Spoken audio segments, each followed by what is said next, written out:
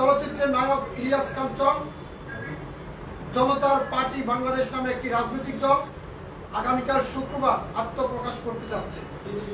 আমি জনাব ইলিয়াস কাঞ্চন এবং আওয়ামী লীগের দূষক সেই শওকত মাহমুদকে আগামী 24 ঘন্টার সময় দিয়েছি। এই 24 ঘন্টার ভিতরে ওনার যে জনতার পার্টি নামে এটি যদি সংশোধন না করে, তাহলে উনি যেই জায়গায় দলের আত্মপ্রকাশ করবেন সেখানে আমাদের জনতার অধিকার পার্টির নেতাকর্মীরা অবস্থান করবে।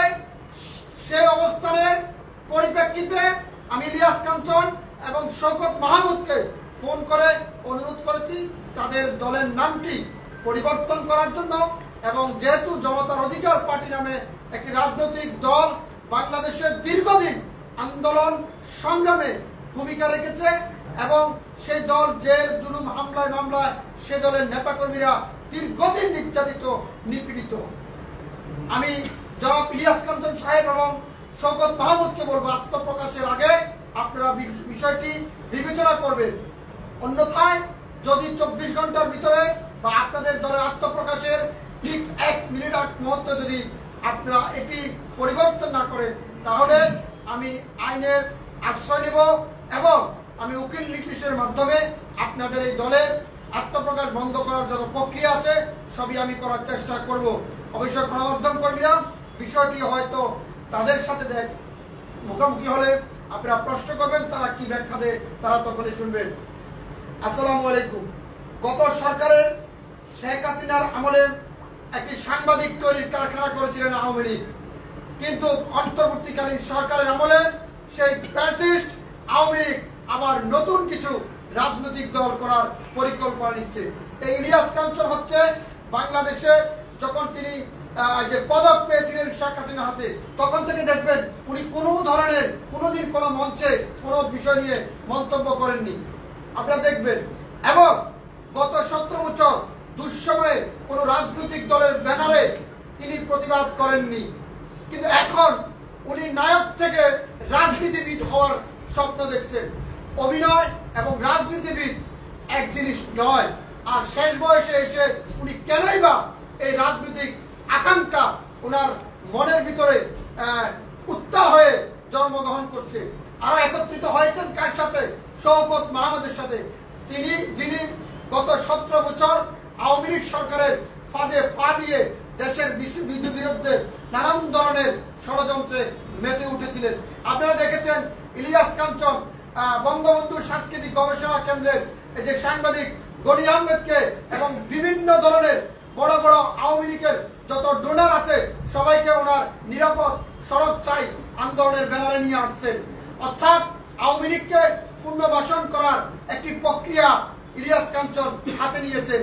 আর উনি যে দলটি আত্মপ্রকাশ করেছেন, আমি আবারও বলছি, এখনো বলছি, যদি 24 ঘন্টার ভিতরে উনি এই দলের নাম পরিবর্তন না করেন আইনের ব্যবস্থা নেব এবং তা না হলে তাকে কিভাবে প্রতিহত করতে হয় রাস্তার উপর এবং তারে চিলে এবং কাকের মতন করা হবে যদি এই দলের নামটি তিনি পরিবর্তন না করেন।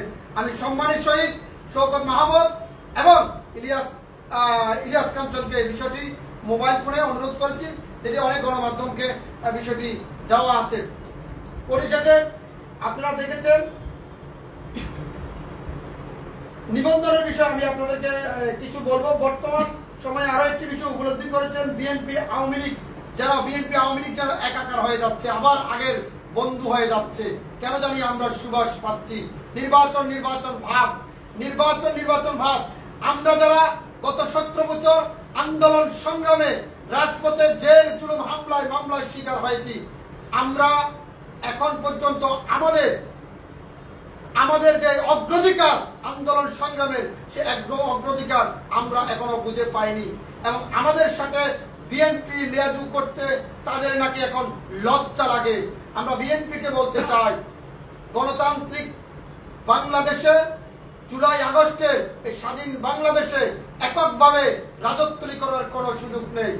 বর্তমান অন্তর্বর্তীকালীন সরকারের যিনি উপদেষ্টা আছেন, আমি মনে করি, বিশ্বাস করি, যিনি জুন এবং ডিসেম্বরে নির্বাচনের যে প্রক্রিয়া করেছেন, ডিসেম্বর জুনে তফসিল করবেন, এবং আমরা চাই উনি দীর্ঘ বেশ কিছুদিন ক্ষমতায় থাকুক, দেশের সকল সংস্কারে উনি সংস্কার করে বাংলাদেশের মাটিতে একটা জিনিস আপনাকে বুঝে সংস্কার কি।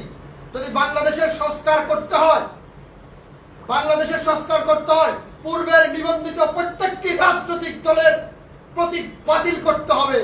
জনগণকে নতুন করে স্বপ্ন দেখাতে হলে ওই প্রতীকগুলো বাতিল করে নতুন করে জনগণের মাঝে নতুন প্রতীক বরাদ্দ করতে হবে। আমি কারো নিবন্ধন বাতিলের পক্ষে নয়, আমি কারো নিষিদ্ধের পক্ষে নয়। এই গণতান্ত্রিক বাংলাদেশে সবাই রাজনৈতিক করার অধিকার আছে। আমরা প্রত্যেকটি রাজনৈতিক দলকে মোকাবেলা করব আমাদের জনপ্রিয়তা দিয়ে, আমাদের ভালোবাসা দিয়ে। আমাদের মন যদি নিষিদ্ধ করার মানে হচ্ছে আপনি ক্ষমতায় আছেন, একটি মানুষ বিপদে পড়ছে, তাকে আপনি ছুটে ফেলে দিয়েছেন। কিন্তু না, আমরা ভোটের মাধ্যমে, গণতন্ত্রের মাধ্যমে, অগ্রাধিকার ভিত্তিতে আমরা তাদেরকে পিছনে ফেলবো এবং তাদেরকে মন থেকে নিষিদ্ধ করব। আইনগত না, আজকে আমাকে করবেন, কালকে আপনাকে করব। আমরা এই গণতান্ত্রিক বাংলাদেশে এই ধরনের প্রতিহিংসা রাজনৈতিক আমরা প্রত্যাখ্যান চাই। আরেকটি নিবন্ধনের বিষয় আসি।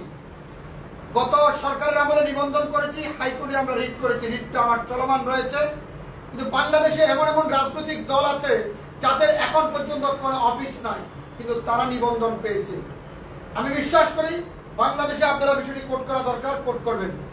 বাংলাদেশের যতগুলো রাজনৈতিক দল, ১০ শতাধিক রাজনৈতিক দল আছে যাদের নিবন্ধিত, সেই নিবন্ধিত রাজনৈতিক দলগুলো নির্বাচনকালীন যখন সময় আসে তখন বড় বড় রাজনৈতিক দলের ব্যানারে তাদের নিবন্ধন বা তাদের প্রতীক বাদ দিয়ে তারা নির্বাচনে অংশগ্রহণ করে। সেই সমস্ত রাজনৈতিক দলের নিবন্ধন অতি শীঘ্রই বাতিল করতে হবে। যারা গত সরকারের আমলে নিবন্ধন থাকা সত্ত্বেও অন্য প্রতীকে নির্বাচন করছেন, তাহলে আপনি যদি অন্য প্রতীকে নির্বাচন করেন, তাহলে আপনি নিবন্ধনটা কেন নিয়েছিলেন? কেন নিবন্ধনটা নিয়েছিলেন? কেন আবেদন করেছিলেন? যেহেতু আপনি অন্য প্রতীকে নির্বাচন করবেন, সেই সমস্ত দলগুলোকে খুঁজে বের করে নতুন দলকে নিবন্ধন দিতে হবে, সেই সমস্ত দলগুলোকে নিবন্ধন বাতিল করতে হবে। যদি নিবন্ধন যদি আপনি বাতিল না করেন, দেশে যারা গণতান্ত্রিক বাংলাদেশে 17 বছর জেল, জুলুম, হামলা মামলার শিকার হয়েছে তাদের রক্তক্ষরণ হবে। আমরা আজকে জুলাই আগস্টের কথা বলেন, যারা আজকে উপদেষ্টা আছেন, আসিফ মাহমুদ বলেন বা যে আরো কি বলেন, যে মাহফুজ আলম বলেন, যারা এখনো দায়িত্বশীল জায়গায় আছেন, তাদের পিএসরা কোটি কোটি টাকা বানিয়েছেন। তাহলে যেই কোটার জন্য আন্দোলন করেছেন, যে সংস্কারের জন্য আন্দোলন করেছেন, যে দুর্নীতির বিরুদ্ধে আমরা আন্দোলন করতে সক্ষম হয়েছি, আজকে আপনাদেরকে চেয়ারে বসিয়েছি, আপনারা সেই একই ফাঁদে পা দিয়েছেন এবং টাকার লোক কেউ সামলাতে পারেনি। আপনি তাদেরকে পিএসকে চাকরি তুচ্ছ করেছেন, কিন্তু পিএসকে চাকরি তুচ্ছ না করে তাদেরকে দরকার ছিল আইনের আওতায় এনে প্রকাশ্যে দিবালোকে তাদেরকে ফাঁসিতে ঝুলানো। কারণ এই জুলাই আগস্টের সাথে তারা প্রত্যক্ষ পরোক্ষ সরাসরি প্রতারণা করেছে। এই জুলাই আগস্টে তারা শহীদের রক্তের সাথে তারা বেইমানি করেছে। যদি বেইমানি না করতো, তাদেরকে সম্মানী চেয়ারে যারা ডাইনিং টেবিলে বসার যোগ্যতা ছিল না, তাদেরকে উপদেষ্টার পিএস বানিয়েছিল। আজকে তারা শত শত কোটি টাকা লোপাট করেছেন, তাদেরকে চাকরি তুচ্ছ না করে প্রকাশ্যে দিবালোকে শাহবাগের মোড়ে। Immigration to Canada. We provide the best quality service and solution for Canada immigration. Please visit our website and contact for details.